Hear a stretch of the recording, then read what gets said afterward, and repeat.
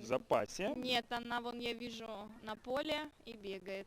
Так, Поэтому, давайте разбираться тогда, вместо кого Диана верно, Бакум вышла. Сельма Капитанович. Так, Капитанович у нас должна была под 11 номером. Все взоры обращаем. Капитанович левого защитника, Есть, собственно, все играет, есть, да. да. Все, да. Тогда что-то мы не разобрались с Эбби вами. есть на поле. С- 18 номер Реджина тоже у горожанок есть. Тем временем, Что-то нас тем завели временем снова в Анастасия заблуждение. Подбегайло пытается напрягать левый фланг, вернее правый край обороны Динамо. По левому флангу горожанки пытались атаковать, но дальше центра поля динамовки не пускают. Разберемся мы, кого заменила Диана Бакум. Диана Бакум — это новичок горожанок. Да, она пришла из футбольного клуба «Звезда». Ее купили. Молодую, перспективную, между прочим, гомельчанка. А вот и момент. Аня Пилипенко могла забить гол, но Полина Малаева. Казалось бы, Пилипенко уже в моменте была отыграна, но, видите, в падении все-таки удалось ей пробить. И только Полина Малаева, да, стала Да. последней преградой. Да, расскажите нам про Диану Бакум. Ну, насколько перспективная, насколько молодая. Перспективная, очень хорошая девчонка, молодая, воспитанница из Гомеля. Вот, между Землячка прочим, ваша, да? да, был случай, когда 2 сезона назад я играла в Ислаче, она в «Звезде», и на ней я заработала красную карточку, поэтому я так к ней, знаете, осторожно. Сельма Капитанович тем временем свое мастерство демонстрирует. Еще один новичок футбольного клуба «Минск», представительница Боснии и Герцеговины. Да, она крайний защитник левый, играет в своей сборной в национальной. Вот.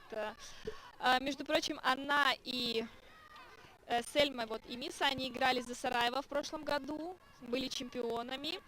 И еще эта Сельма играла за Ференцвариш. Ну и, как я уже сказала, что обе футболистки играют в национальных сборных своих Стран, да, своих стран. Посмотрим, что девчонки Это покажут. укрепление больше под Еврокубки, либо... Это, да, под Лигу чемпионов, конечно. Ну и мне кажется, что все-таки Минск, я думаю, что хочет чемпионство взять. Вернуть. Ну, вернуть, да. Вернуть. Ну, давайте смотреть. Вот эти первые, сколько там, стартовые, практически 10 минут, мне кажется, такая равная борьба идет. Ну, момент был у Пилипенко, мы можем вспомнить, такой полумомент. Да, ну и пару раз 23 номер Анастасия Подбегайло пыталась напрягать правый фланг обороны «Динамо». Да. А так пока, ну, я думаю, что пока первые минут 10-15 команды все-таки будут присматриваться, потому что эти легионеры новые футбольного клуба Минска, они еще не играли, их главный тренер Динамо не видел, да, поэтому как бы считайте, соперник пока не изучен, не знают, считайте, новая команда, усиление. Как... Но, с другой стороны, эти новые легионеры, да, новые игроки, наверняка-то и сюрпризом для тренерского штаба Юрия Малеева должны стать, да? Ну да, соперник тоже не знает, чего ждать от новичков и, собственно, как они могут себя проявить. Ну вот 9 номер Армиса Куч, черногорка, играет центрального форварда в схеме в расстановке ФК Минск. Пытается она прессинговать центральных защитников соперника, но вот по такой погоде, напомню, в Минске тут за 30 уверенно градусов, долго, наверное, интенсивно не набегаешься, но тем не менее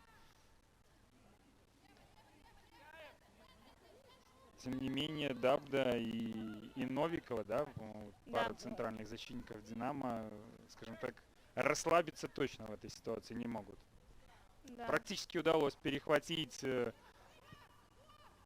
мяч горожанкам, но... А вот Сисе.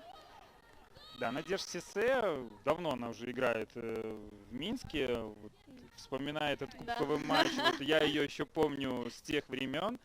Там еще была нигерийский нападающий с очень сложной Наверное, Эмми. Эмми, Да, да, а Эмми. полная фамилия, Э, вот честно, я тоже не помню, ну, вы говорите, так не помню, мы просто назвали ее Эми, вот, это, конечно, да, это топовый игрок, очень хороший, она играла в чемпионате России, и она, конечно, очень много пользы принесла футбольному клубу Минску, да, и наколотила немало голов. ну да, Тем временем бригада Чистова фиксирует нарушение правил недалеко от угла штрафной площади. Сей фол случился. Ну и давайте смотреть, как Динамо Бгушку этот стандарт разыграет. В принципе, наверное, первый такой более-менее опасный стандарт может получиться. да, мне кажется, будет подача. Кстати, Динамо очень много забивает со стандартов, это их одна из сильных сторон, поэтому я думаю, что футбольный клуб Минск это разбирал, и сейчас им нужно быть аккуратно, доигрывать свои Линик позиции. пробегает, Нзана навешивает. Хорошая и по высоте, и по силе удара получился навес хороший, но и там здорово сыграли защитницы Минска. Да. Ну вот Полина Малаева взяла мяч, никуда не спешит, пока все расставились, выгоняет всех, чтобы шли к воротам соперника. Да, у горожанок из новичков тоже еще один вратарь появился, Да. Мария Жаманакова. Э, Пока мы не можем сказать, да, это равноценная замена, неравноценная. Сегодня в старте вышла Малаева. Малая основной голкипер горожанок. Вообще была, да, но я предполагала, что все-таки поставят Марию. Вот, все-таки легионер, она уже опытная в возрасте, она играла в Рязани, она участвовала... Ой-ой-ой, Анастасия Линик! Это гол! Анастасия Линик забивает гол. Да, Открывает открывает Динамо счет в этой игре. Ничего не предвещало, но это такой Да. перехват и просто... Карина Ольховик, да, протащила и сделала под себя пас Анастасия Линик. Между прочим, у Насти сегодня день рождения. И вот, сама себе подарок сделала. Поэтому, Да, давайте да. поздравим Анастасию Линик с забитым мячом и с очередным 17-летием, да, я так понимаю, в женском футболе только эту дату отмечают. На повторе вы можете видеть, в принципе, Ольховик, да? Да, Карина Ольховик, Карина да, Ольховик, делает наверное, передачу. сделала там 90% в этом забитом мяче. Отличная зрячая передача в район 11-метровой отметки. Ну и сложно, наверное, было тут промахнуться Линник. Но тем более с такой мотивацией двойной, да, и своей команде помогла, и себя порадовала. Ну, конечно, и так, как мы говорили, да, они, если сейчас выиграют, практически уже могут стать досрочно чемпионами, и одну задачу уже для себя они выполнили, и останутся только Еврокубки. А вот Анастасия Новикова, мне кажется, немножко не туда хотела дать пас. Ну, хорошо все, что хорошо Ну заканчивается, да, да. главное своему. Кто-то из партнеров, да, оказался в деле. Аня Сас. Так вот, я рассказала про Жаманакову Марию.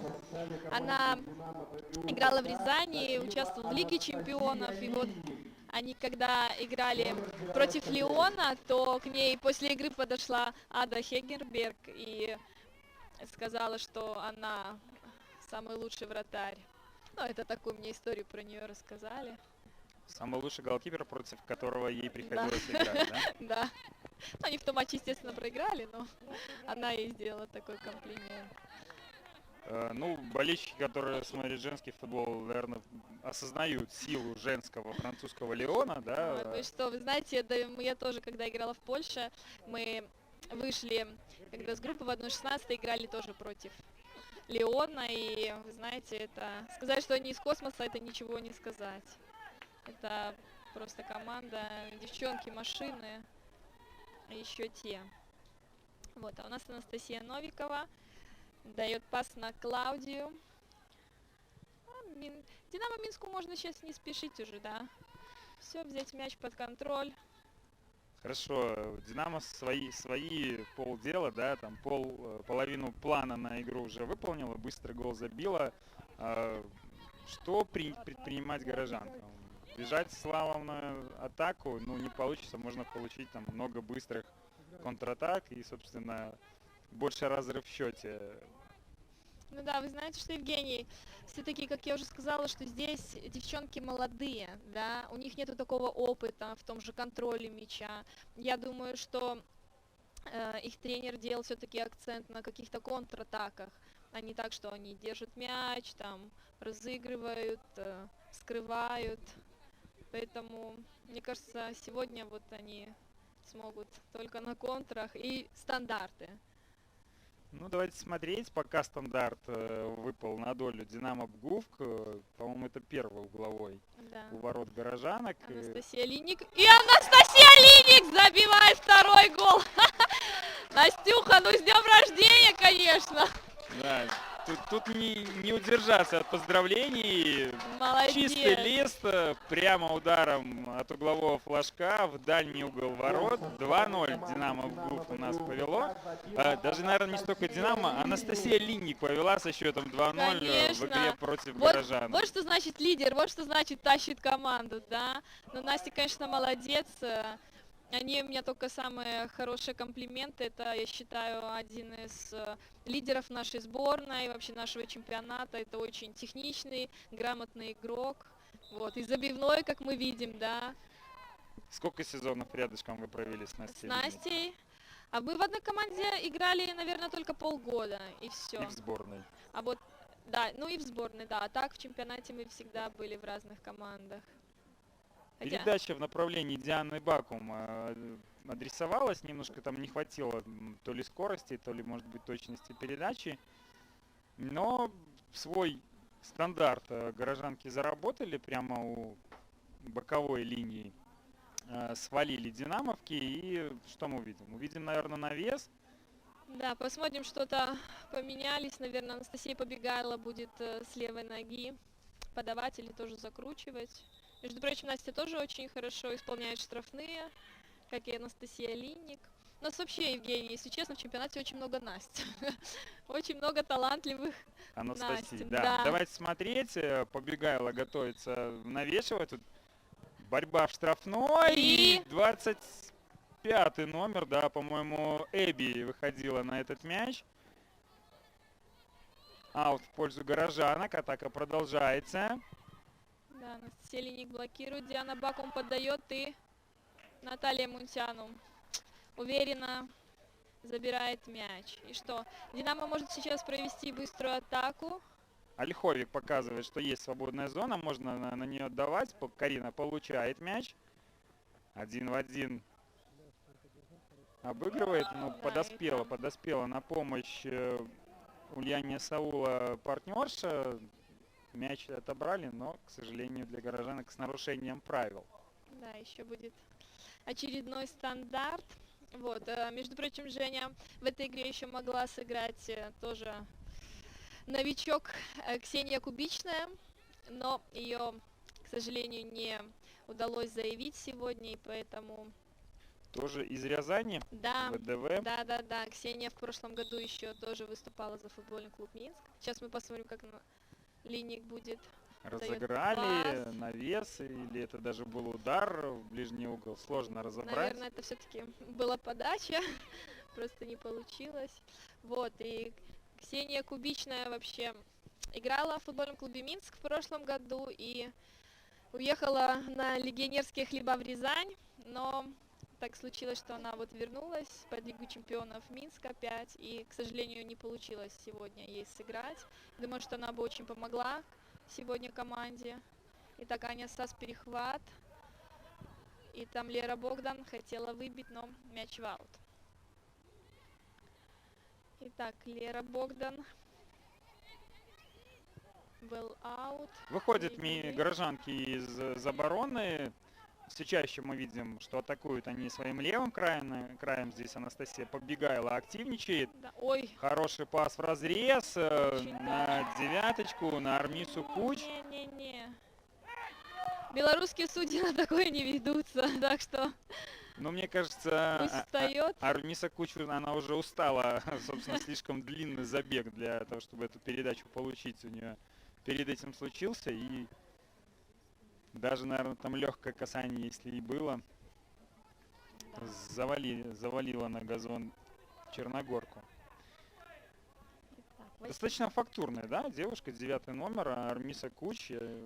Пока мы не видели ее там в игре на втором этаже, но мне кажется, сложно у такой ну, крепко слаженной девушки мяч мне отобрать. кажется, ну да, она больше игрок, который не убегает, а как, знаете, как столб. Вот с ней так, Форвард да, таранного таранного типа. да? Да. Мне кажется, она больше Артем такая. Дзюба белорусского чемпионата. Ну давайте смотреть, как себя Куч проявит, пока у нас тут горожанкам приходится отбиваться. Да, это что, Анастасия Шлопакова. А там Милана Суровцева мяч перехватила.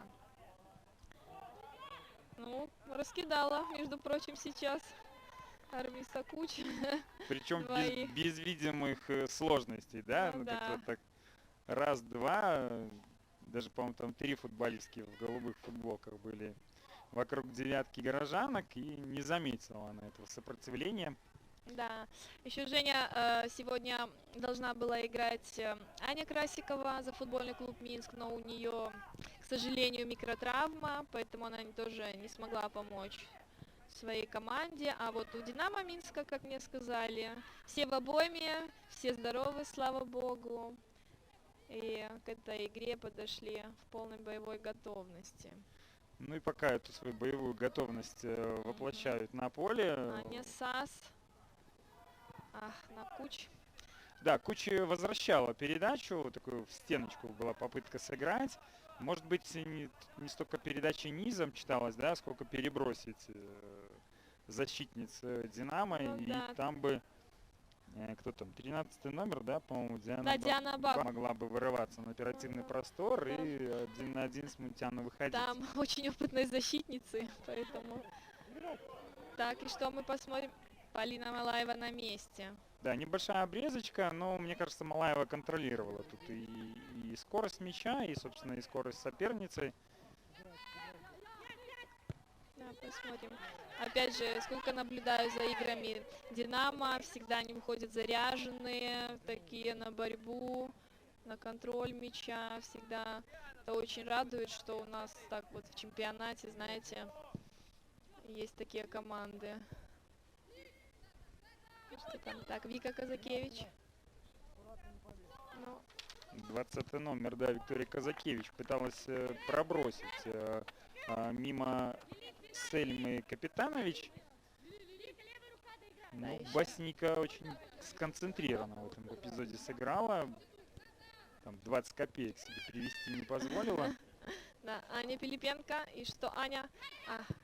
Пилипенко подняла голову, посмотрела, увидела, что там... По замаху, если честно, мне показалось, она хотела такую подсечку сделать. Ну, получилось, как получилось. Да, там заблокировали удар. Итак, Сисе на Клаудию, Клаудио на Анастасию Новик. Так, а что-то мы видим, Вика Казакевич и Настя Шлопакова поменялись местами. Настя доигрывает защитником крайним. Так вот, Аня Пилипенко отобрала, и что Аня? Под левую не ногу получилось, было да. впечатление, что Пилипенко себе хотела... Да, Аня, вы знаете, она с двух ног бьет, и с правой, и с левой, поэтому тут ей, мне кажется, даже было без разницы. Итак, Сельма Капитанович перехватывает. На Куч, на Поби. Милана Суров. Видите, Минск как-то очень мелко играет, да? Нету, как будто Да, не хватает стараются им простора. либо короткий, либо средний пас использовать. Забросы на ту же Куч мы пока не видим. Ну и как мы тут друг с другом поделились мнением, да, не легкий это форвард, не которого можно там на 20-30 метров забег отправлять.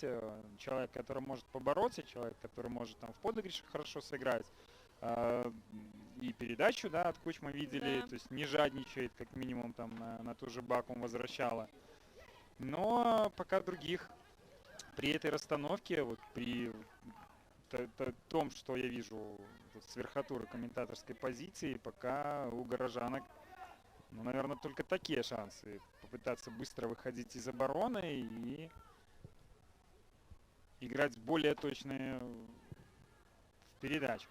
Вот Лера Богдан очень хорошо на Аню Сас нашла передачу разрезающую, но Аня Да, не... сразу две линии динамовская оборона разрезала. Да. Но там были сложности с приемом мяча. Так, ну что, Сиссе одна двигается. Ой, какой хороший пас на Карину Ольховик. Но Полина Малаева, впервые вижу, когда, как Полина играет головой. Молодец, подстраховала. Между прочим, это очень хорошо, когда вратарь страхует своих защитников. Антон Чинчкан, мне кажется, был докой вообще в игре за пределами штрафной площади до последнего тура. Схлопотал он красную карточку, и причем, мне кажется, на таком каком-то чисто подсознательном уровне он эту руку свою вытянул. Ну а здесь, да, Малаева, несмотря на то, что и Ольховик с горящими глазами там рвалась к этому мячу, так хладнокровно сыграла, головой угрозу от своих ворот отвела. Да, и сейчас как раз таки вот на Ольховик свалили, что она же потеряла свой щиток.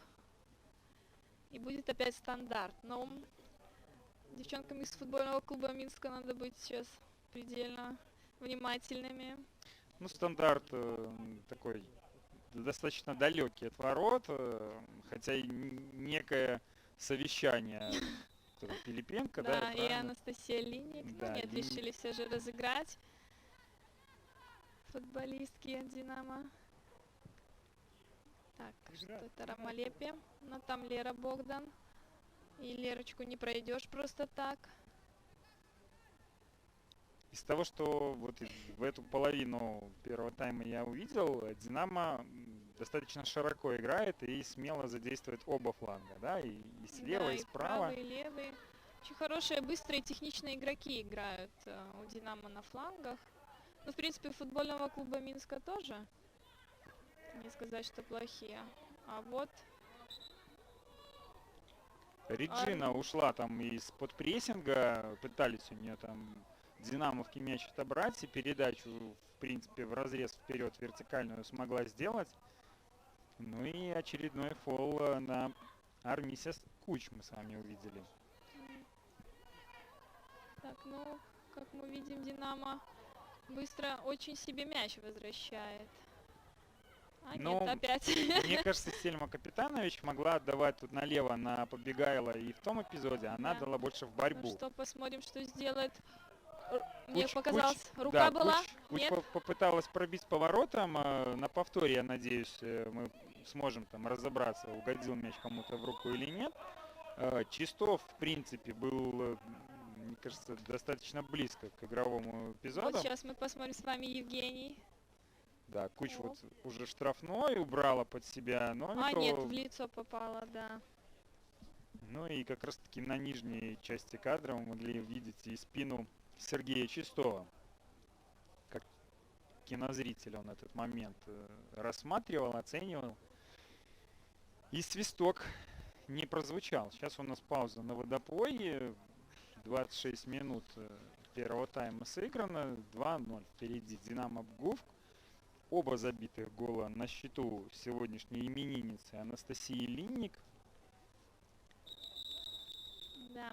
Скоро, кстати, Женя, в рамках подготовки к Лиге чемпионов футбольный клуб Минск и Динамо Минск сыграет с Жилстроем из Украины.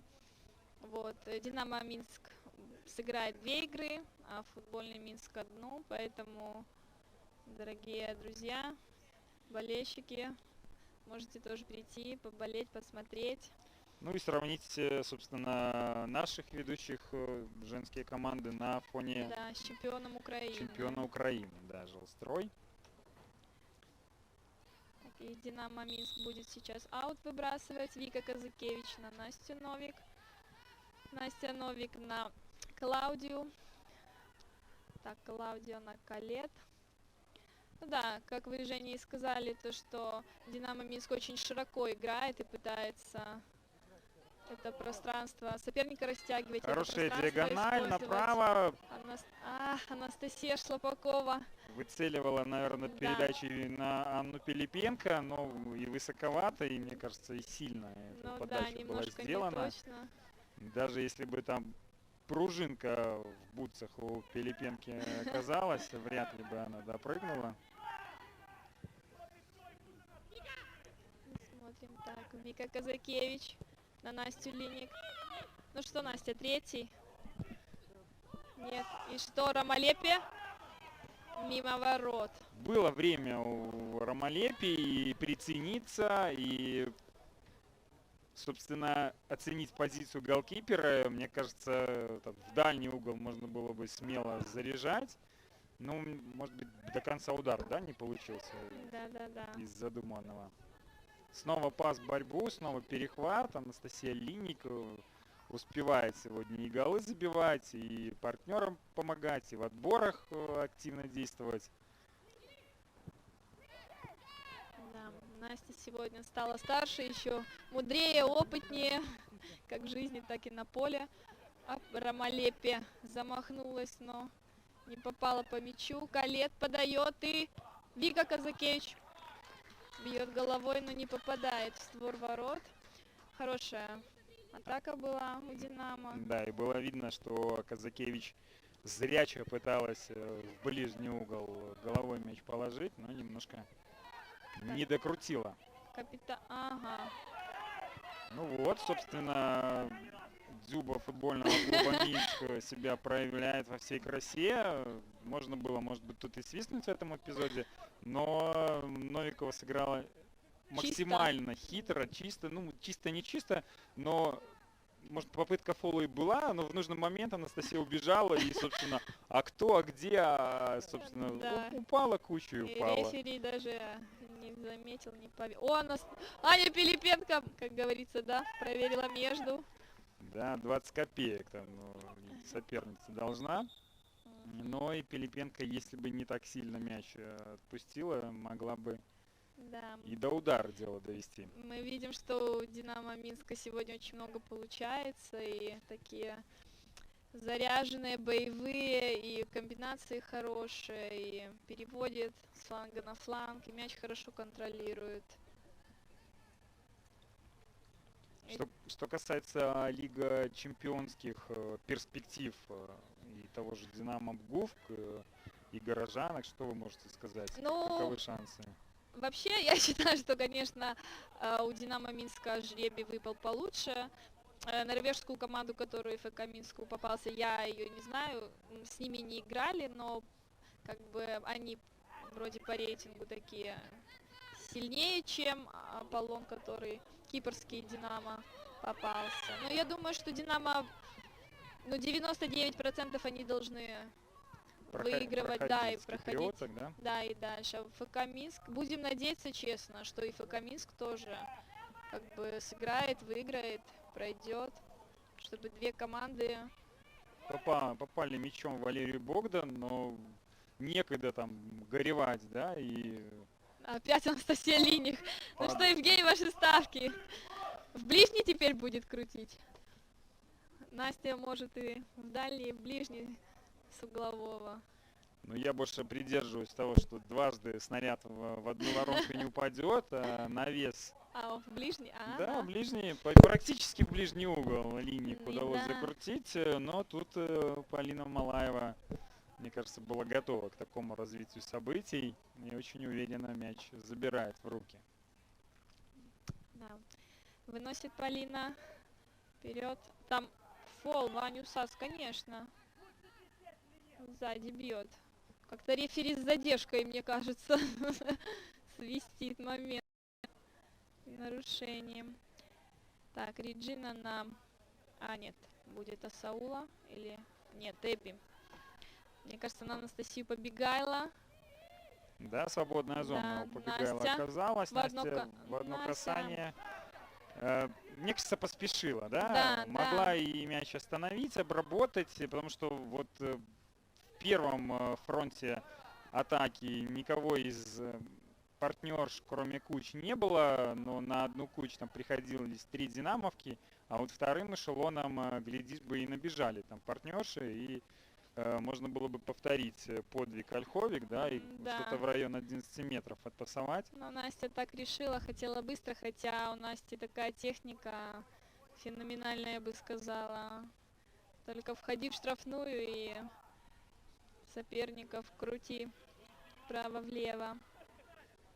Что там Динамо аут Да, выбрасывает. все чаще мы видим Армису Куч, лежащей на газоне, апеллирующей Может, она устает, к Евгений? рефери. Нет, возможно, Ну, это шутка, конечно же. возможно, она просто пока не поняла, в какой чемпионат Э, приехала. И знаете что, Евгений, я бы вам так сказала, европейцы, да, как мы можем наблюдать, и мужчины, да, они такие, у них вот это вот упасть, поваляться, покорчиться, кажется, блин, да до тебя там не дотронулись, а они так себя ведут, как будто скорую сразу нужно вызывать. Поэтому я думаю, что это все-таки европейка, такой менталитет, и, возможно, в прошлом чемпионате у нее там так и судили в Сербии, но в Беларуси такое не пройдет.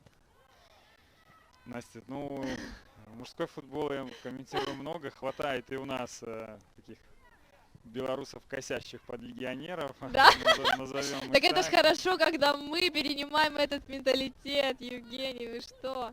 Тем Только временем атака у Динамо. Здорово тут между ног Казакевич на Шлопакову, и Пилипенко, долго не думая, в ближний угол пробивала, по-моему, да, в Эбби, да, мяч да, попадает. Аня Пилипенко молодец, пробила, отобрала с левой.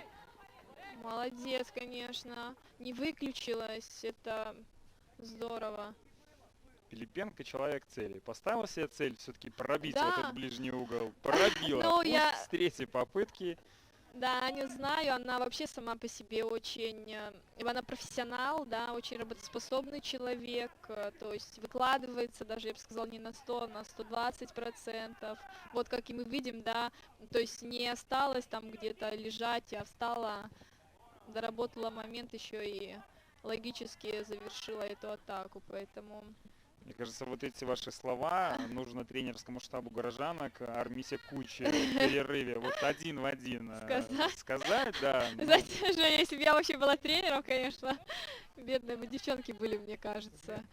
Я бы им расслабиться точно не давала бы. хорошо, а какие творческие планы у Анастасии У Харламовны? меня, Да, ну, вообще быть популярной, это понятно, это у любой девушки. телезвездой. Так, Да нет, если честно, Жень, я человек творческий, я не знаю, куда заведет меня судьба, но, естественно, я бы хотела оставаться в женском футболе, наверное, все-таки в другом амплуа, и помогать развитию женского футбола, популяризации, кто его знает, может, еще и через лет 15 буду кировать.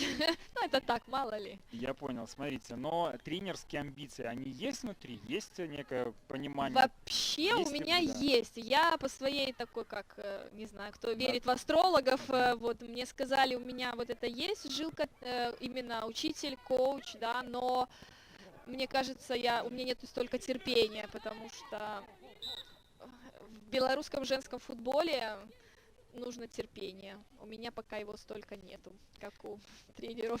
Терпение для того, чтобы наблюдать прогресс подопечных? То есть Ну, медленно конечно, девочки но вы же развиваются? понимаете, что я сразу не приду тренировать Динамо или ФК Минск. Мне дадут, естественно, каких-нибудь... Гомельский дюшор, да? Ох, вы что. Я, конечно, сама воспитанница, я просто помню, как Эдуард Иванович Двинковец с нами мучился. Боже, ему надо памятник поставить, потому что это на самом деле тяжело. Тренерский труд, он не так легок, как кажется. Я считаю, что тренерство нужно любить, и тренером нужно родиться. То есть научиться без природных предпосылок Можно, недостаточно. все Можно, да? можно, но вы же понимаете, что в любом деле нужно сердце, харизма, нужно хотеть, любить это, а не просто как робот, беги туда, потому что тренер это ж, блин, ну это все для команды, это атмосфера, вот внутри это все контролировать, да, держать, блин, это не так-то просто. Я же говорю еще, это нужно любить, потому что я когда игрок, я на тренировке, вы можете спросить тут у каждого, кто в ФК Минске был. как я, ну, кричала, злилась, когда какие-то моменты. А когда ты тренер, еще ты ответственный за результат, там, блин, пока это не мое. Сейчас была тут хорошая возможность у горожанок выйти быстро в атаку. Они здорово свою половину поля прошли. В свободной зоне побегала, мяч получила. Классно нам Ой, дриблинг как вышли продемонстрировала, но легионеры, да, ФК Минска. если бы Прям Ниндзяна, пяточки, да, Ниндзяна, да. то, глядишь, и до первого удара в створ динамовских ворот дело бы дошло. Да, там Валерия Богдан на Милану Суровцеву, но мяч перелетает Милану, Клаудия, Анастасия Линник и Аня Сас. Это была, да, Аня Сас. Грубовато играет против Ну, именинницы. да, мы помним, как САС завалили в центральном круге. Мне кажется, это такая легкая ответочка. А но- Лаверды отдала. Да, так что Так, Анастасия. пока все без каких-то тут глобальных разборок проходит. Да, но уже сыграли 38 минут матча, и мне очень нравится, что по такой жаре все-таки девчонки держат темп, потому что, мне кажется, им достаточно тяжеловато. Но я думаю, на таком поле, стадионе очень приятно играть. Анастасия, Побегайла, ждем от нее навес. Да, Навес, что-то в на принципе, получился. Аня Сас, пас на Реджину. Реджина возвращает Капитанович. Анастасия побегала. Ну и Настя, что ты будешь? Хорошая передача и... И удар. Удар вот и случился. Армиса, да. Побегайла со второго захода. Классно навес исполнила. И Армиса Куч оправдывает наше Ожидание. ожидание. Ну, то амплуа, которое мы ей тут приклеили, в принципе, встретила с этим мячом, поворотом пробила. В створ, к сожалению, для горожанок не попала. Да, вот так. Ромалепина, Ольховик хорошая. Сейчас может быстрая атака получиться у Динамо. И Карина. Ольховик против И Эбби, что? прокидывает. Ну и тут надо, да, разряжать обстановку. Сельма Капитанович не стала ничего тут выдумывать, отдавать там передачу. Просто в аут.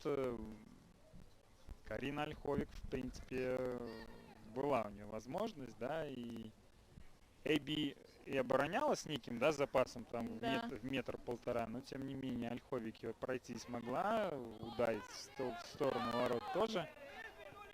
Так, Сисе на Калет. Калет на Клаудию. Клаудия на Анастасию Линники. Опять. Так, ну что, Настя? Ах, могла. Хорошую на Пилипенку дать передачу, но ее перехватила Реджина. Так, Реджина не тушуется, когда вокруг нее ну там да. трое-четверо соперниц, Она... она очень так уверенно раздает. Так что вот опорницу горожанок можно выделить по Да, этим хороший игрок. стартовым 42 минутам. Ну и пока у ФК Минск больше получается на своей половине поля. Дальше сложнее. Да, пока не могут, но опять же, посмотрим, может у них первый тайм такой, да, второй будет чуть-чуть поактивней.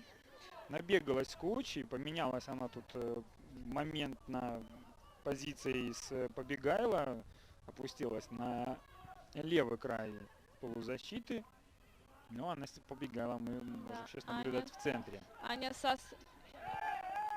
Сас на Куч, и что она? Милана Суровцева бегает, будет бить. Хороший удар. Хотела закрутить, но там вбегала, конечно, Милана Суровцева, и что-то она ей объясняет. Ну, Могла дать, могла Куч дать. уже была у нее проба поделиться передачей и раз, и Ну два, ну а сейчас... Не, она так выбрала, все правильно. Она же нападающий форвард, они по природе свои жадные. Голы забивать, никому не отдавать. Из Поэтому... тех коллег форвардов, с которыми вы играли, они жадные только на поле или по жизни тоже так себе Нет, люди? Евгений, они только на поле. Ну и то, это не то, что жадные, просто их так воспитывают. Нападающего в крови должно быть, чтобы, ну, чтобы они Мяч, все, ворота перед тобой, забивай голы, идите в бухгалтерию, получайте зарплату. Пилипенко, хороший пас Да, на на партнершу. Ромалепе. Она, наверное, хотела сделать пас на Карину Ольховик, но... Возможно, она позавидовала Армисе Кучи. Может быть, Та Евгений. смогла из-за штрафной пробить, а я не смогу. Конечно же Она- смогу, и вот она нам продемонстрировала. Докрутила, да, как Зинедин Зидан, возможно. В лучшие годы, да? Да, в дальний. Или как Дэвид Бекхэм. Да, Дзана мяч выбивает за пределы поля. Очень внимательно динамовки играют в обороне. И если в первой половине тайма сложно было о каких-то опасностях у ворот Мунтяну говорить, то вот последние, да, минут, наверное, 15 все чаще и чаще футбольный клуб Минск некие подступы к воротам Динамо имеет. И Куч мы часто называем, да, и Да. Настю Побегайло тут раз за разом Да, ну и вспоминаем. там и Аня Сас тоже остается иногда одна. Анастасия Новикова на Викторию Козакевич. Хороший пас. Вика, что будет делать? Обыгрывать? Нет, смещается Вика в центр на Анастасию Шлапакову. Ну, там Эбби. Сельма Опыт. Капитанович, 11 номер, Босника, про которого мы уже говорили, в принципе, достаточно приятное впечатление оставляет. Да, согласна. Но вот мы так смотрим отсюда. Такая, кажется, маленькая вообще девочка, как будто, но очень видно хороший игрок уровня. Зачастую свободная зона, где играет Капитанович, остается, и сюда и Шлапакова, и Казакевич раз за разом диагональки получают, но успевает Капитанович возвращаться и некую борьбу соперницам навязывать. Да, вот даже сейчас мы видим, как она и контролирует своего игрока, и мяч где, то есть... Да, и во фланг поглядывает. Ну да, и так. Движение игрока захватывает. У меня тоже, Женя, по ней очень приятное пока впечатление. К основному времени первого тайма Так, и сколько добавили нам? минута. 1 минуту добавили. Ну, каких-то задержек мы-то с вами не помним. Ну да. Лежала Аня Сас, да, там какое-то только. время. И девчонки попить только. Да. Отлучались и все. Анастасия Линик с празднованиями своих забитых голов не затягивала. Все согласно регламенту. Да. 10 обнимашек и за центр поля. Насте можно помыться и сразу уехать в ресторан отмечать. Ну, День я думаю, рождения, голы, дубль. да, я думаю, что тренерский штаб, если даже до матча не подготовился, то в перерыве срочно нужно гонца отправлять. И Настю Линик прям после финального свистка. Евгений, зачем только за подарком или за детским шампанским? За всем, что тренерский штаб может себе позволить. Атака правым краем. Ольховик здесь оказалась. И снова отмечаем внимательную игру Сельмы Капитанович. Но на этом первый тайм у нас закончился. 2-0 пока впереди Динамо Бгувка. У нас с вами небольшой перерыв. Надеемся на то, что интрига во второй половине матча все-таки у нас вернется на поле стадиона Трактор. Ну а мы с Анастасией отдыхаем и ждем вас минут через 13-14 снова в эфире. Чтобы настроение, поднятое футболом, оставалось у вас на высоте, просим внимательно отнестись к санитарно-эпидемиологическим нормам на арене и за ее пределами. Пожалуйста, соблюдайте меры профилактики. Как можно чаще мойте руки мылом или спиртосодержащим средством. Если вы чихаете или кашляете, прикройте нос и рот согнутым локтем. Можно вместо этого использовать одноразовый платок, который необходимо сразу же выбросить. Старайтесь не трогать глаза, нос и рот. Это предотвратит попадание вируса в организм. При общении с другими людьми старайтесь не подходить близко. Сохраняйте дистанцию не меньше метра от людей, которые кашляют или чихают. Соблюдайте правила рассадки на трибунах, придерживая шахматного порядка и выдерживая безопасную дистанцию между местами и рядами. Будьте заботливы по отношению друг к другу и оставайтесь здоровы.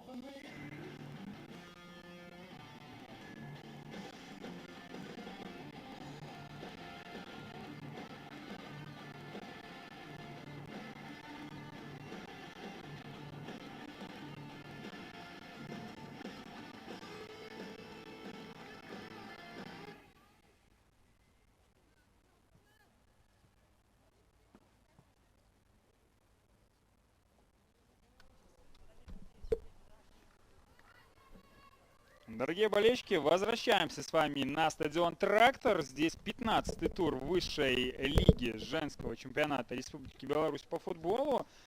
Горожанки футбольный клуб «Минск» принимают своих главных соперниц по турнирной таблице, по чемпионату в целом. «Динамо» Обгувк и пока после первых 45 минут уступают в счете 0-2. 2 гола Анастасии Линник, причем один достаточно быстрый, второй ударом прямо от углового флажка.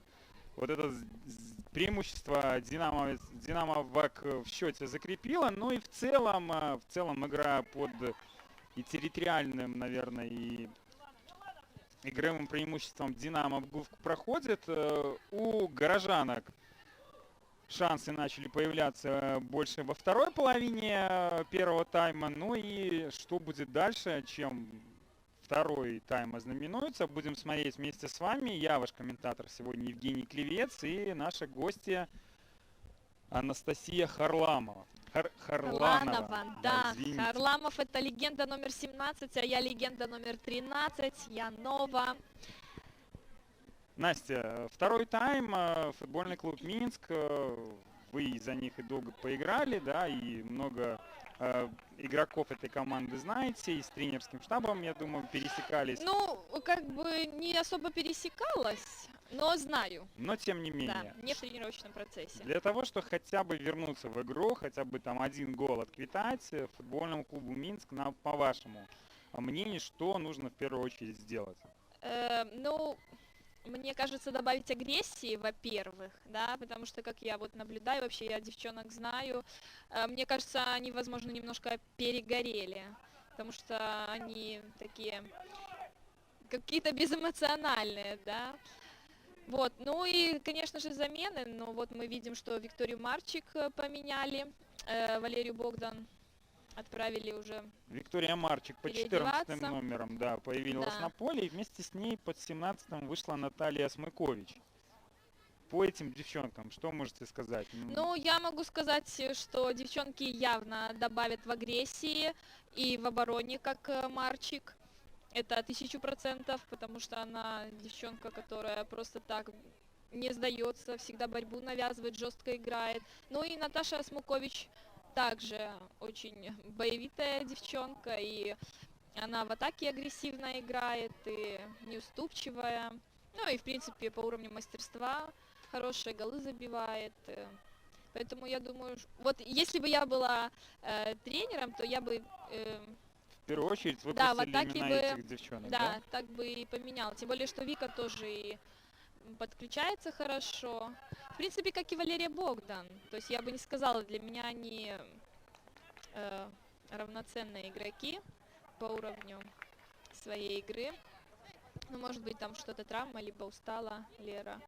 Поэтому ее Андрей Пышник решил поменять. Хорошо. Судя по картинке, в расстановке горожанок особых изменений мы не видим. Квартет защитников, 18 номер Реджина и Банк Оту в опорной зоне. Дальше 4 полузащитника и одинокая нападающая Армиса Куч. Армиса Куч, черногорка, про которую мы много говорили в первом тайме, на которую явно делает ставку тренерский штаб. Если бы не девятка, да, если бы не новичок сегодня появилась на поле, кого бы вы видели вот на острие атаки Милана горожанок? Сурцева однозначно. Она вообще, насколько я знаю, как она играла, она ярко выраженный центральный форвард, ну, либо как под нападающим, да, такая она для меня немножко Месси, только правоногая. То есть я рассматривала бы ее. И вот как раз-таки Наташу Осмыкович и Аню Сас как два верхних опорных под ней, чтобы помогали. Тут апеллирует к арбитру динамовка Карина Ольховик и приподнимая майку, явно там демонстрирует следы от участия соперниц на ее теле, но Сергей Чистов, а именно он обслуживает сегодняшнюю встречу, никак не реагирует, атака Динамо продолжается. Да, Анастасия Линник делала подачу на Да, Пилипенко. за Настю Линник, ее тезка, очень сильно сегодня болеет. Нет, я ни за кого не болею, Евгений, нет. Окей, комментаторы полностью беспристрастные, Нейтралитет у меня. но мы же люди, мы понимаем, что Анастасия Линник сегодня очередной день рождения. 2 забитых гола — это уже хорошо, но хитрик Еще лучше, да? еще лучше.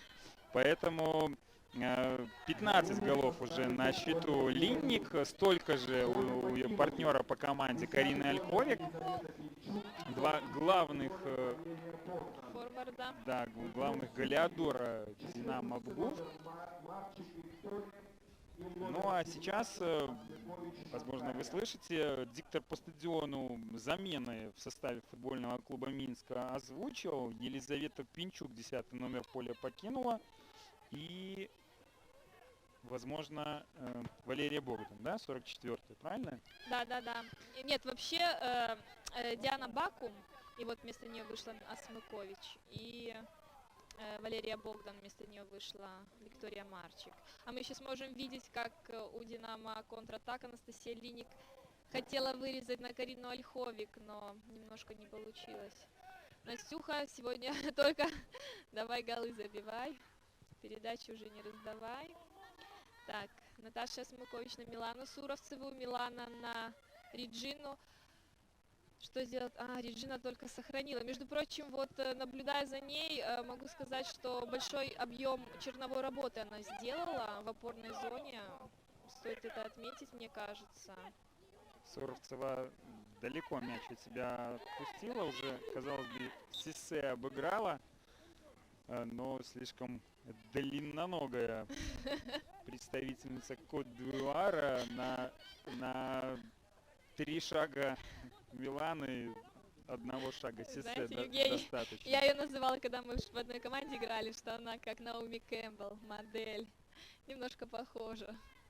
Вы очень приятное прозвище раздаете, Анастасия. Если честно, я, наверное, номер один, тот, кто всем клички раздает, да, в командах. С вами приятно дружить. Никаких обидных... Но это вам кажется, это я просто вам говорю. Там вот Сисесь, там Сисуля мы называли, да, то есть каждого. Ну, Сисуля и Наоми Кэмпбелл, да, в принципе, разные подтексты. Нет, она это просто похожа, а именно какие там клички. Окей. Это другое. Так, давайте попробуем про составы играющих команд вам еще напомнить. Динамо Бгуфк. Ворота защищает Наталья Мунтяно, молдавский голкипер. Пара центральных защитников. 15 номер капитан команды Анастасия Новикова и 6 номер Вулания Клаудия Дабда. Слева в обороне играет 7 номер Нзана Фет Колет. Давайте посмотрим, чем эта атака закончится. Ну, вроде отбиваются, да, девчонки. Я имею в виду горожанок. Справа у Динамо менялись они на фланге. 20 номер Виктория Казакевич и частенько Анастасия Шлопакова по 4 номерам действуют. Они друг с дружкой менялись позициями на своем правом фланге. В центре поля, в опорной зоне, 88 номер Надежда Сиссе. Вот у нас хорошая возможность и возможность положить хитрик в этом матче. Да, Настя Линник оставляет на потом. Потому что ну, время еще 50, есть. Да, 3-я минутка. Время еще есть. Так, дальше по составу Динамо. Анастасия Линник, 99 номер, Анна Пилипенко под 22-м, под 25-м действует Ромалепе Лебоганг. А, так. И Карина Ольховик, да, 14 Да. номер, главный ярко выраженный форвард «Динамо» Бгуф. Да. Что касается футбольного клуба «Минск», Да, Полина Анастасия. Малаева также осталась номер 12 в воротах. Марчик Виктория вышла номер 14, правый защитник. Ульяна Саул номер 2, центральный защитник. Эбианоме номер 25, центральный защитник. И левый защитник Сельма Капитанович номер 11. Нижний опорный номер 18 Реджина. Два верхних опорных Аня Сас номер 7 и Асмакович Наталья номер 17.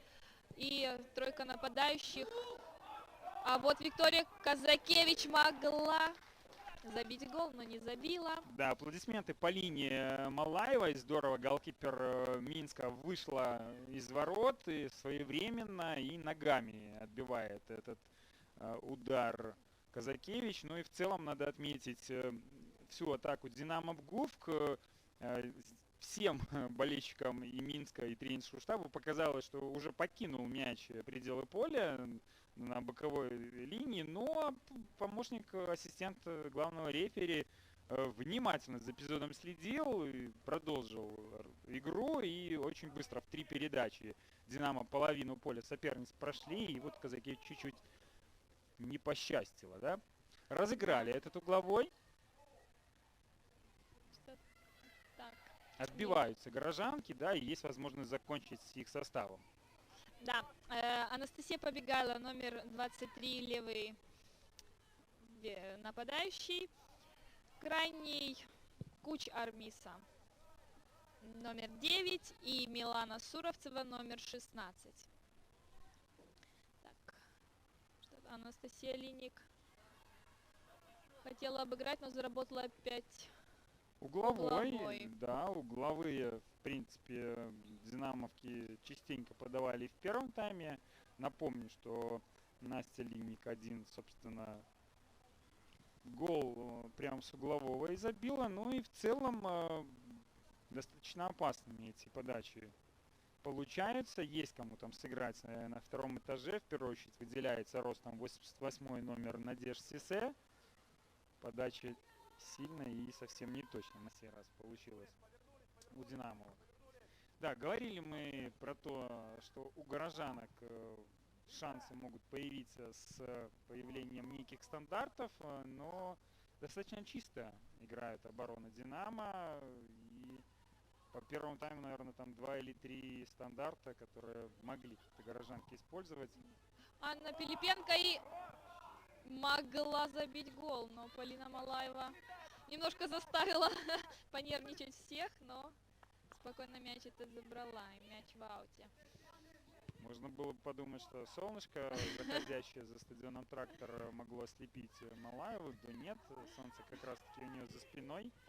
Вы знаете, я вспомнила случай, у нас в прошлом сезоне еще играла вот в футбольном клубе «Минск», это основной вратарь нашей женской сборной, Наталья Воскобович, она тоже любит принять на грудь, пожонглировать, как-нибудь так заставить поволноваться всю команду, тренерский штаб, поэтому Окей, это нормальное курьезные явление. голы случались у Натальи при этом? Вы знаете, в прошлом году был один гол, мы играли с Северной Ирландией у них. И мы вроде бы вели 2-1, или это уже было 2-2, и мяч, короче, били по воротам, и так получилось, что в штангу, и от штанги ей в голову и гол. Вот это было очень обидно. Но это было очень Это обидно. больше такой обидный гол, да, нежели ошибка голкипера. Но вы понимаете, это ж нужно было мячу так отлететь ей в голову, чтобы был гол. Ну то есть, блин. Хорошо, вы как партнерши Наталья Скуль, вы ругали голкипера за то, что она стоит не там, где нужно, или обиделись знаете, на мяч, это который мог отскочить от штанги совершенно в другом Это был направлении? второй тайм, меня уже поменяли, и я сидела немножко, я просто была расстроена. Ну, как бы Наташиной вины особо не было, да, как бы кто знал, что так мяч отлетит, но... Окей, раз уж мы заговорили тут про сборную, про Северную Ирландию, сразу такой вопрос.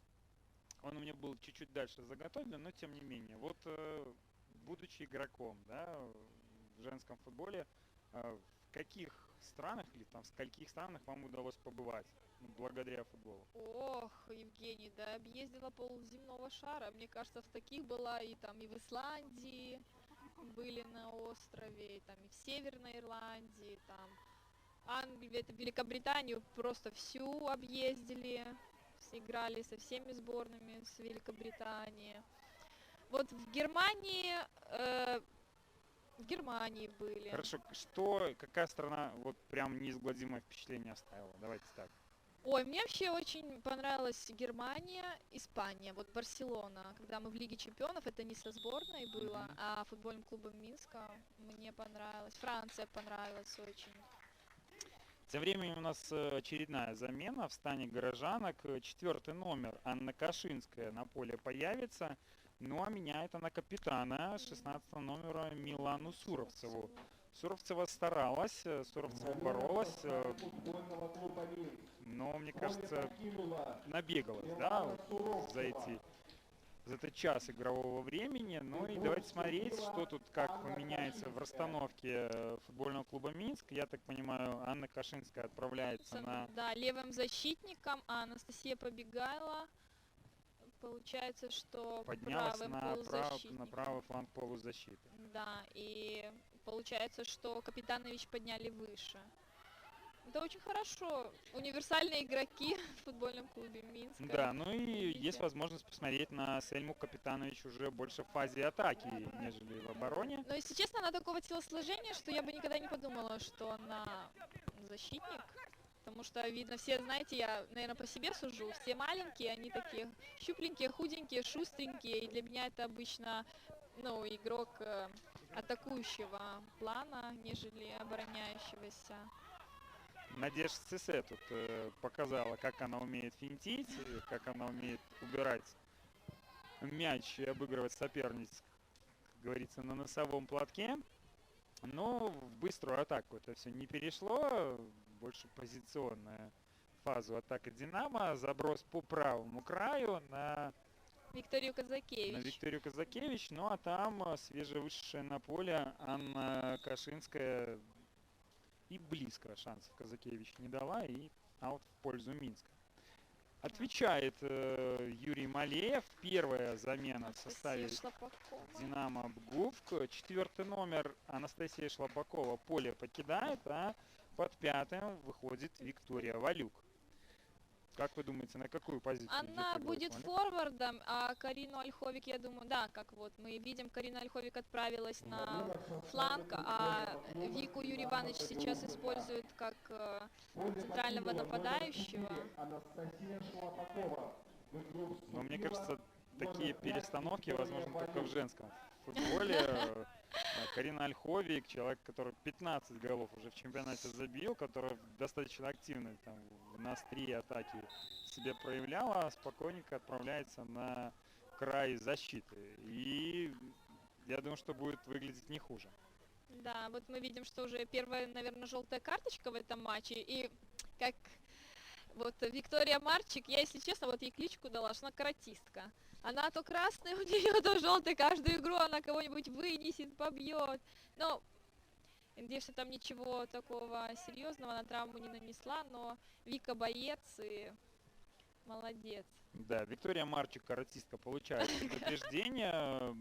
Сергей Чистов впервые за 62 минуты игрового времени в свой кармашек за карточками слазил. Ну, это хорошо, это, наверное, говорит о том, что, да, вы говорили, что Марчик очень Да, настроена на борьбу. То, что сейчас нужно горожанкам, важно, чтобы хоть кто-то, партнерш, подбадривал и с горящими глазами в коллективе был. У вас такая роль в свое игровое время была? То есть вы пытались там подбадривать? Ну, конечно, меня даже сейчас в Минске позвали, мне сказали, Настя, потому что так как я до этого в Ислаче играла, я была там самая старшая в свои 27 лет, и была, наверное, как лидер, и поэтому приходилось тоже говорить, подбадривать, все-таки настраивать. Ну, иногда даже без слов, просто своим поведением, действиями. Потому что тоже у меня карточек, особенно в прошлом сезоне, тоже было многовато. Тем временем Настя Линник была близка к своему третьему голу, но Евгения, вы все ждете, что Настя хэт-трик оформит? ну, мне кажется, все к этому идет. Да, но Настя сегодня активная, надо отметить, конечно, да, молодец, потому что до этого они играли со сборной товарищеские матчи, да, с Узбекистаном и с Ираном, и Настя голы не забивала, как-то так, мне показалось, ну, в первой игре у нее вообще не пошла сама игра, во второй игре, ну, не так активно была, там Аня Пилипенко вот забила хэт-трик, а здесь сегодня, конечно, и с таким прямым конкурентом, соперником Настя забила очень хорошие голы и выглядит на поле как лидер. Честно говоря, я в Анастасии Линник не сомневался ни на секунду. Эту футболистку я знаю еще с репортажа Саши Ивулина на телеканале, на YouTube-канале Чеснок, где она его обыграла в тегбол и практически там раздела, поэтому очень А самоотверженная что, Ивулин футболист? девчонка. Саша Ивулин футболист, крум качей. ладно, Саша ладно. Ивулин практически 40 дней уже за решеткой. Пожелаем ему скорейшего освобождения. А вот и... Мгм. Это момент у Это был Армисы момент. Куч. И, казалось бы, момент не для того, чтобы падать и надеяться на пенальти, а момент для того, чтобы попытаться как-то все-таки пробить из этой сложной ситуации. Боролась она там сразу против двух защитниц Динамо Бгувк. Но ничем хорошим для ФК Минск это не закончилось. Да, и сейчас Ромалепи с мячом, и что? Она Ждет на она Карину поддержки, Ольховик, да. да. Карина... Поняла, что Пилипенко прикрыта, что Валюк тоже там в окружении двух или трех защитниц горожан. Сложно было какую-то передачу придумывать. Да. Так, фол на Анастасии Побегайла. Ну, фойл хороший, тактически, СССР-атаку быстро остановила. Да, что-то мы сегодня, кстати, не так активно и заметно. Анастасия Побегайла, та же Аня Сас. Это девчонки, которые играют в национальной сборной. И причем они даже выходят в основном составе национальной сборной. А вот и как! Евгений, вот это гол! Вы видели? Как я и сказала. Какие бы замены сделали, да. Наталья Смыкович, Наталья Смыкович. долго не думая, зарядила из-за пределов штрафной площади. Перекладина поволновалась, подражала, ну и Армиса Куч оказалась в нужном месте, в нужное время. Свой первый гол на белорусской земле забивает 9-й номер черногорка Армиса Куч. Да. Ну, Еще раз на повторе можете посмотреть. Мне показалось, или все-таки Мунтяну дотянулась до мяча, и именно голкипер перевел в перекладину. Давайте еще раз повтор. Наташа. Хороший полет. Да, на перекладину и... Наталья Мунтяна с первой попытки спасти свои ворота не смогла. Перевести на угловой, вернее. Ну и Армиса Куч. Здорово, 1-2, интрига жива. И вот мы смотрим, и что Армиса может забить второй. А, нет. Наталья Мунтяну мяч. Побегайла, набегала с правого края. Ну, Евгений, как мы уже с вами говорили, это же форвард. Все, она уже вышла, бей в ворота и забивай гол. Ну, видите, игра немножко поменялась, да, и пространство появилось почему-то больше, у Динамо разрывы появились, и девчонки с Минска, вот теперь я вижу их характер, настрой, потому что в первом тайме как-то особо эмоций, не знаю, у них не было. Может, это был такой тактический план, их усыпить, а потом дать бой? Да, усыпить, но вряд ли там пропущенные 2 гола входили в этот план. Откуда вы знаете? Это же белорусский женский футбол, у нас возможно все. Линика давала пас в штрафную, немножко не поняла свою партнершу Виктория Валюк, побежала в другую сторону. Ну что ж, больше 20 минут есть еще у футбольного клуба Минск для того, чтобы как минимум ситуацию в игре сравнять. 1-2 это уже повеселее. Ну и вот Да, давайте смотреть, что там как будут себя горожанки в атаке проявлять. Линик, есть партнерша справа, именно на Ромалепе Ромалепе. она и отдает. Ромалепе на Сисе. Сисе проверила между Армису, но мяч. Но мяч у Она, горожанок, да, да, на показывает. Анастасию побегала. И что, Настя, иди на мяч. Да, обыгрывай, давай. И что вы? Побегайла уже в штрафной, можно простреливать, можно отдавать на Сельму. Посмотрите, где оказалась Сельма, да, как начинала на левом крае полузащиты, а сейчас вот в позиции девятку. Но вы играет. знаете, Евгений, вообще Андрей Пышник, он такую тактику ставит, сменки есть, да, то есть игроки, например, ты крайний защитник, ты можешь оказаться на позиции верхнего опорного, на позиции крайнего полузащитника, поэтому, то есть это нормально. В прошлом году в Минске у нас то же самое было, мы менялись так позициями, но потом возвращались в свои. Вы менялись с интересом, то есть интересно Ну, в это, окружении других соперниц то есть, поиграть, либо нет, ну это чтобы запутать. То есть, например, понимаете, когда там ты, например, крайний нападающий, да, он заходит в зону инсайда, или когда, например, в полуфланг падает верхний опорный вместо защитника крайнего. Сельма Капитанович и Армиса Куч были близки к тому, чтобы ударом эту атаку Минска завершить, но в итоге вернулись динамовки ближе к своей штрафной, и приходится уже через защитниц новое атакующее действие начинать. Да, мы видим, что игра перенеслась ближе к воротам Побегайла Динамо могла Минска. отдавать во фланг на Марчик, но пожадничала в этом эпизоде 23-й номер ФК Минск. И нужно уже горожанкам обороняться. Ромалепе 1 в 1 против Асаула. Сисе на Аню Пилипенко. Аня на хорошую видела Карину Ольхойки. Что Карина? На Вику Валюк. И Вика Валюк может... И Вика Валюк решила просто закатить мяч в ворота. Но Полина Малаева оказалась первее. Ну, сейчас посмотрим ответ, да. Футбольного Голкипер клуба Минска на самом деле действует достаточно надежно, если не считать гол с углового флажка. Ну, в мужском футболе это достаточно редкое явление. Я не знаю, как у вас тут, может быть, наспор там играют девчонки, забью, не забью. Но в целом несколько спасений от Малаевой мы с вами точно видели.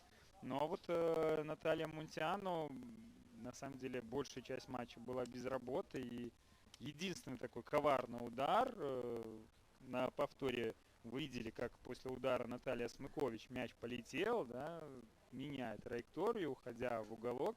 И вот тут Наталье Мунтиану не хватило, наверное, немножко прыгучести. Хотя голкипер достаточно опытный. Играет ли за сборную Молдовы? Играет. А приходилось ли белорусской сборной играть Нет. против На молдаванок? моей памяти нет. Мы с ними... Только в мини-футболе. Когда у нас так бывает, что мы еще можем играть и в мини-футбол, вот. И там мы играли со сборной Молдовы и выигрывали их. Очень разноплавные игроки в женском футболе. Мало того, что они меняются позициями, мало того, что... Меняют размеры мяча, площадки. Да. Ведь, Евгений, как же круто играть в Беларуси в футбол.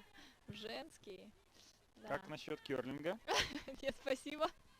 Это уже не то. Очень хороший вид спорта, рекомендую я лично. Играете? Возможно, кто-то не знает, но в свое время я за национальную мужскую сборную Беларуси по керлингу У нас есть такая сборная. ездил на чемпионат Европы в Андорру, так что всем рекомендую. На ледовом конькобежном дворце Минск-арена есть 2 площадки для керлинга залиты, так что приходите, играйте, наслаждайтесь. Ромалепия убирает под левую, выцеливает в дальний угол, рикошет, но успевает Полина Малаева сориентироваться. Этот мяч все-таки в руки забирает, и, конечно, было бы очень неприятно для горожанок в такой простой ситуации курьезный гол пропускать. Есть еще время, есть, вероятно, еще и силы. Выпускать Андрею Пышнику осталась, наверное, Карина Станкевич. Карина Станкевич играет центральным защитником, но Андрей Пышник иногда ее использует нижним опорным, но я считаю, что нету смысла менять Реджину, потому что... Пока все хорошо, да, конечно. получается, у 18 номера. Какие шансы у Татьяны Шершовец? Ну, если честно, шанс есть всегда, но я бы... На какой позиции может играть этот игрок? Так, если честно, Сложно сказать, сложно сказать, да. Потому что, ну, я конкретно ее еще пока не видела в игре, за нее сказать не могу. Окей, будем ждать, будут ли какие-то еще кадровые перестановки от Андрея Пышника, но Юрий Малеев пока не торопится заменами разбавлять игру своей команды. Да, Юрий Иванович Виктория только- Валюк на поле появилась, это единственная замена Динамо Бувк. 2-1 пока динамовки ведут в счете. Тотального преимущества по игре, такого, как мы видели в первом тайме, во второй половине уже нет и подавно. Да, но, знаете, Евгений, мне казалось, что если бы был счет 2-0, то Юрий Иванович все-таки сделал бы замены, да, чтобы дать другим девчонкам поиграть.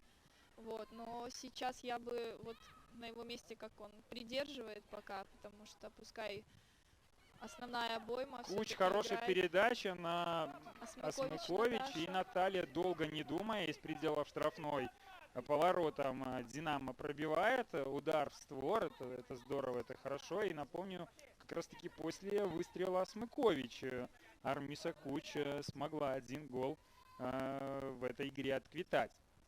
Так что нацелена на ворота, нацелена на удар, 17 номер футбольного клуба Минск. Есть еще время, повторюсь, что Да, и вы знаете, что, Евгений, нас всегда учили, что сам футбол настоящий начинается после 70-й минуты, когда уже какие-то процессы в организме проходят, да, все устали. Вот. Пилипенко, прострел, Линник, одинокая Анастасия Линник, ну, одинокая в плане игровом моменте, я ничего не хочу сказать. Мы Такие поняли, Евгений, мы девушки-красавицы поняли. вряд ли от избытка мужского внимания оставлены. Могла передачу Пилипенко чуть дальше на партнершу адресовать, и глядишь. А вот и Вика, еще один удар. Да, Виктория Валюк, в принципе, убрала соперницу и в верхний дальний угол выцеливала. Ну и отметим передачу Анны Пилипенко, да, по-моему, Да. пяточка. она Да, там нет, прокатила. нет, она просто скатила, Аня как столб сыграла в этом моменте, да, и в одно касание на Вику. Всегда меня интересовал вопрос, ну ладно, там мальчишки в футбол, пришли там в школу, кто хочет заниматься, все и побежали. Ага. А вот как девочки приходят Точно так в же, футбольную секцию? только не все. Точно так же. Набор, да, приходят, Да, приглашают. да, по школам, вот как я пришла. Ну, я с детства с ребятами во дворе играла, но у нас соревнования были между школами, вот, и мы от своей школы поехали. И вот так нас потом отобрали в команду. Поэтому я... Ну, а есть те, кто родители, вот, например, я знаю, сами, то есть, вот, например, спрашивают, вот, дочка играет, куда отдать. И так еще тоже бывает, приходит Анастасия Линик. Линник за хитриком идет, не Все успокаивается. идет и идет. Хорошо она пробила с этого штрафного, очень далеко было до ворот, но вот тут бы еще траекторию похитрее, да, потому что для Малаевой этот удар стал таким легким испытанием, мяч она забрала, Да. но настырность Насти Линник, естественно, не отметить мы не можем. Так, и что мы смотрим? Опять атаку. Да, Анзана на Ромалепе, та немножко притормаживает, мне кажется, атаки Динамо, но тем не менее мяч под контролем Динамо Пгув сохраняется, навес. И вот Виктория Марчик выбивает Да, если бы мяч. Марчик тут не сыграла, то я думаю, что Ромалепию там расстреливала ворота Полины Малаевой. Да, и что-то там с Анастасией Побегайло. Зацепила, конечно. Так, у Насти поехала нога, я вижу. Нет, все хорошо. Слава богу, что все хорошо. Потому что, если честно, эти травмы девчонок Лига Чемпионов не нужны никому, ни той команде. Итак, что у нас? Эбби будет, мне кажется, на Кашинскую делать диагональ. Или все-таки вперед? Да, вперед будет делать. На каком языке вы общаетесь с легионерками? Ох, на английском. Вот, например, Сисе, она знает только французский, поэтому я выучила, она моя подружаня была. Я выучила пару слов французского и, знаете, так, смешанный английский, французский на пальцах. Мы друг друга понимаем. Тем временем Армиса Куч по правому флангу продралась и навес в штрафную площадь сумела исполнить. Причем там... такой уверенный навес, перелетел он Ой-ой-ой! Какой момент! Моментище, Евгений! Как-то я кричал в матче Ислач-Слуцк, 128% момент упускает футболист Слуцка. Здесь надо накинуть еще парочку. 130% было у Армисы Куч для того, чтобы дубль в этом матче сотворить для себя, для своей команды. В одно касание наверняка хотела порвать девятку ворот Динамо Пгув. Чуть-чуть не хватило. Не хватило, наверное, везения. Мастерство вроде как на месте. Вроде как, но она била с левой ноги, мне просто кажется, она правоногая. Левой немножко, может, она не такая точная, но мы теперь видим, что на самом деле, очень да, настырный как Дюба, форвард, да, настырный форвард, нацелен на ворота. Сейчас Армиса Куч возвращается в штрафную площадь своей команды, ибо угловой тут сами себе горожанки привезли, конечно, в продолжение бы вот этих наступающих порывов еще пару-тройку атак накатить, дабы динамовки, ну не то чтобы заволновались, но хотя бы начали немножко потеть, да, в оборонительной игре. А так пока угловой от Динамо Пгув мы с вами увидим. Навес в центр штрафной.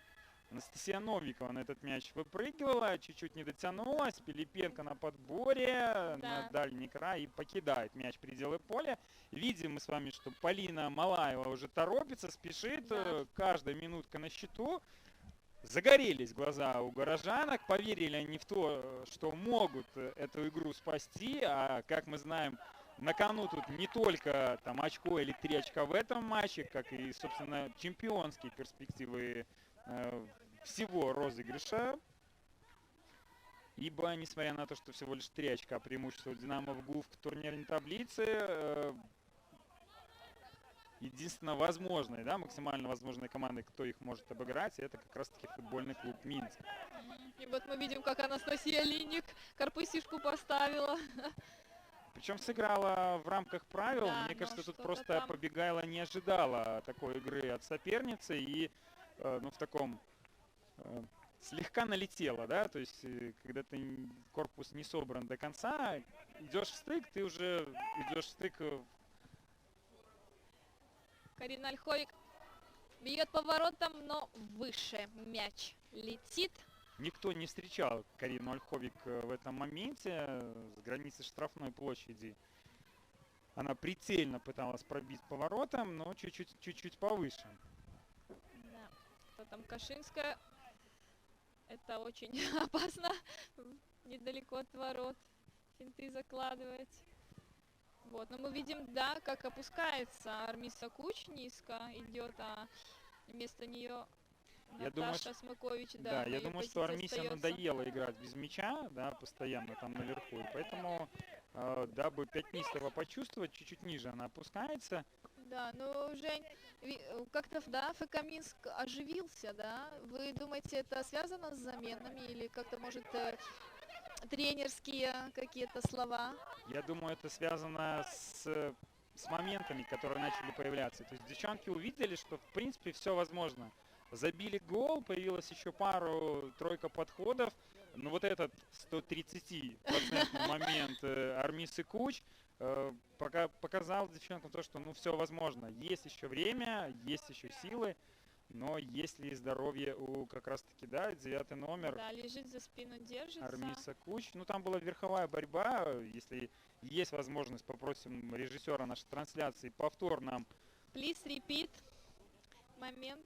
показать. Но пока мы видим, как медицинскую помощь оказывают 9 номеру. Да. Новобранки, напомню, Армиса Куч, Сельма Капитанович, Диана Бакум. Это те футболистки, которые пополнили ряды футбольного клуба Минск в это Но мы летнее. еще не забываем про Ксению Кубичную. Про Ксению Кубичную не забываем, да, но не успели, судя по всему, ее заявить на Да. эту игру. Игрок Рязани ВДВ, игрок сборной Беларуси. Да, из сборной.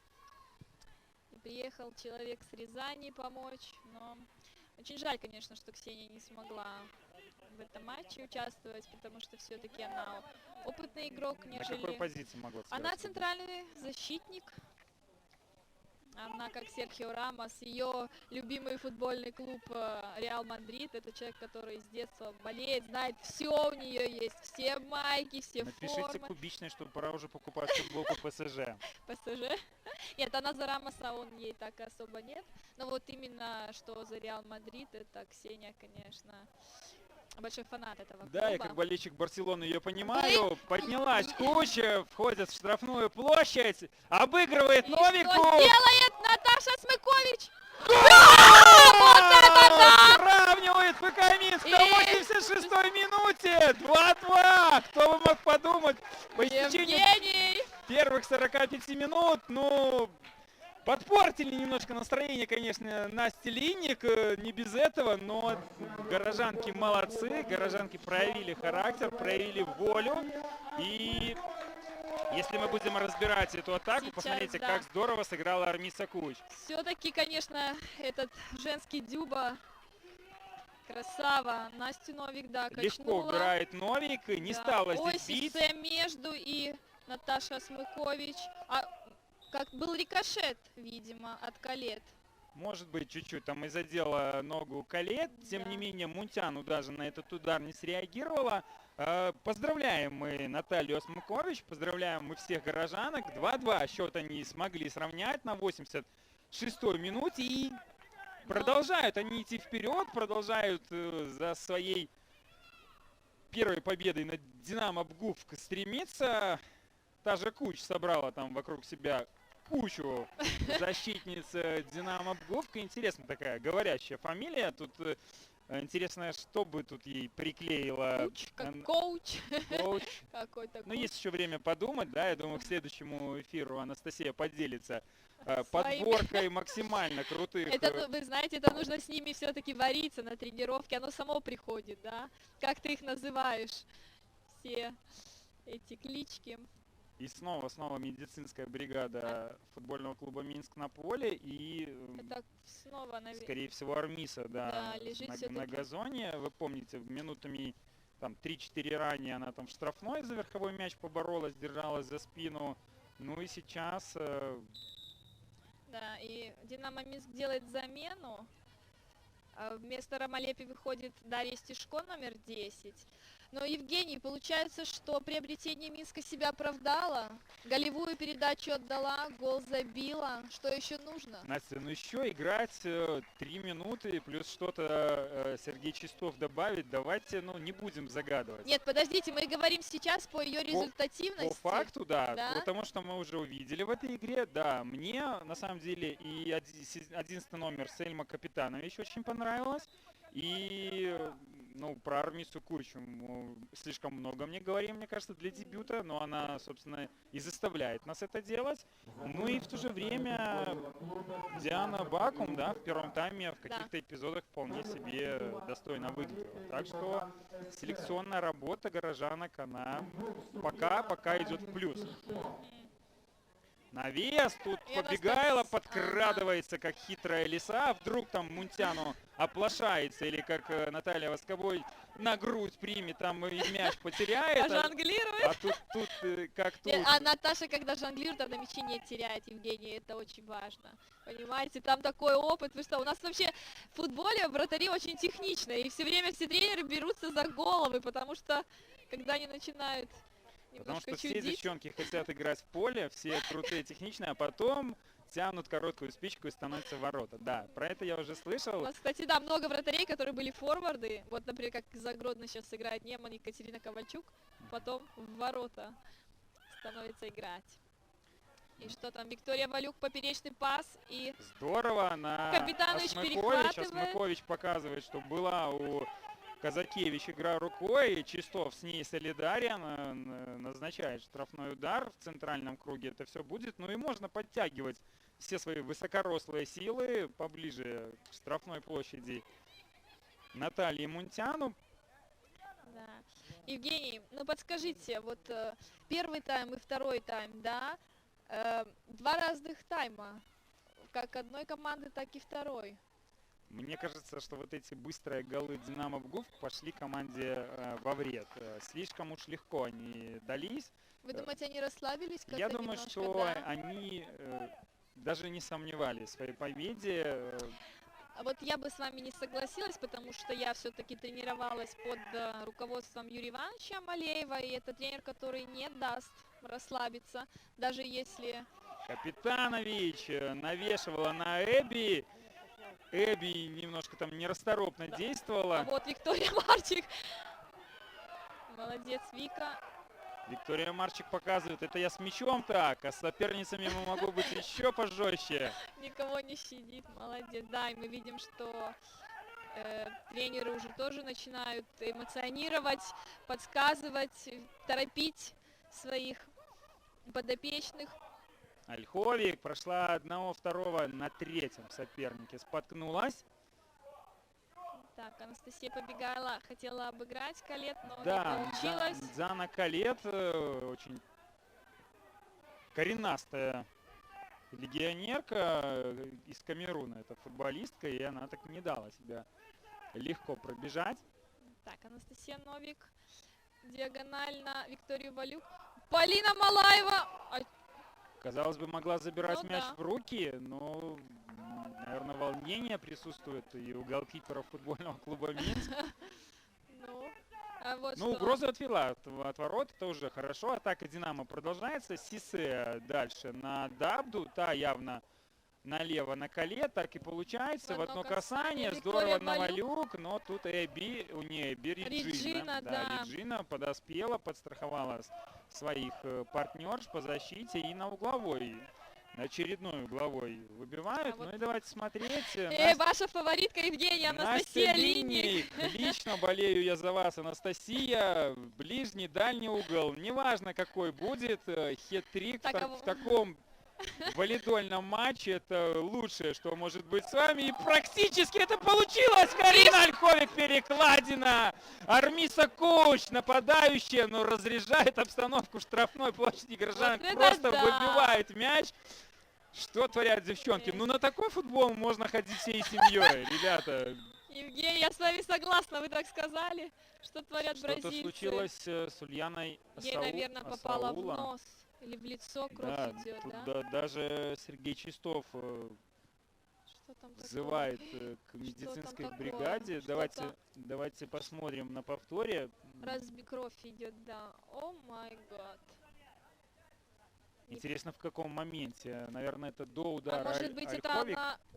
Да, головой. Так, дорогие режиссеры, нам бы выстрел Ольховик в перекладину, и нам бы разобраться, что там произошло со вторым номером футбольного клуба Минск Смотрите, Евгений. Ульяной Саула. А, вот, да, она попала ей что-то. Она с 10-м номером столкнулась головами, а вот это вот выстрел Карины Ольховик. 10-й номер это Даша Стрижко, да, которая вышла на замену. Аплодисменты защитнице Ульяне. футбольного клуба Минск, да, Ульяна Саула. самоотверженно в том эпизоде сыграла и даже момент до конца доиграла, и только потом Да. И вот обратилась. выходит Карина Станкевич вместо Ульяны сразу. Карина Станкевич, Ага, Аню Сас, наверное, опустили или да, как? 7-й Да. номер Анна Сас на место Центральным Шаула. защитником. И что там? Анастасия Линик. На Карину Ольховик, Аня Аня Пилипенко. Пилипенко, И 3-2! Да вы что? Видите как? Динамо ВГУФ можно Да. поздравлять с чемпионством, друзья. Но это Да, супер игра. вот это да, вот это игра, вот это голы. И Полностью оправдывает вывеска, полностью оправдывает те ожидания, наверное, и тех, и других болельщиков от этой встречи. 5 голов мы с вами увидели, но какая же напряженная концовка, сколько драматизма во всех этих действиях. На повторе вы можете видеть, Линник там запускала, ну, скорее всего, навес. да, и Аня Пилипенко была одна, и хороший у Ани удар, и это Никто не гол, помешал, да, никто молодцы. не помешал Анне Пилипенко, и не видел я, кто ей там скидочку отмонтировал. Карина Ольховик. Карина Карина Ольховик Ольховик, отдала да. передачу. Евгений, ну вот это матч, да. Ну так могут говорить болельщики Динамо ВГУФ, а болельщики футбольного клуба Минск, наверное, немножко в другой интонации. Ну, сколько там минут добавил Чистов? 3, по-моему, да? Я не 4 минуты, 4 да, минуты, но так там что- Ульяне оказывали медицинскую помощь, поэтому... И это уже было после основного времени. Ну, давайте смотреть. Сразу опустили горожанки, конечно же, головы, потупили глаза в поле. Так они самоотверженно старались, дабы равновесие в этой игре выровнять, и все у них получилось. И бежали они для того, чтобы побеждать, но в итоге победа досталась Динамо ВГУФ. 3-2 динамовки победили, еще на 3 балла оторвались от горожанок в турнирной таблице. Ну и, как писал Дмитрий Синяк, скорее всего, чемпионская интрига в нашем женском чемпионате, наверное, канула в лету в этом году. Я поздравляю всех любителей женского футбола, тех, кто смотрел с нами эту игру. Игра получилась действительно замечательной по накалу, по моментам, по драматизму, по всему, что мы могли видеть. Благодарю коллегу по эфиру Анастасию Харлану. Я вас тоже, Евгений, благодарю. Спасибо, рад был с вами работать. А всем вам желаю здоровья, добра. В любой ситуации оставайтесь белорусами. Встретимся на футболе. Да, еще раз тоже я вас благодарю, дорогие болельщики и друзья, за то, что были с нами, смотрели эту потрясающую игру, эти прекрасные голы. Любите футбол, приходите на футбол, поддерживайте девчонок, свою страну. До свидания.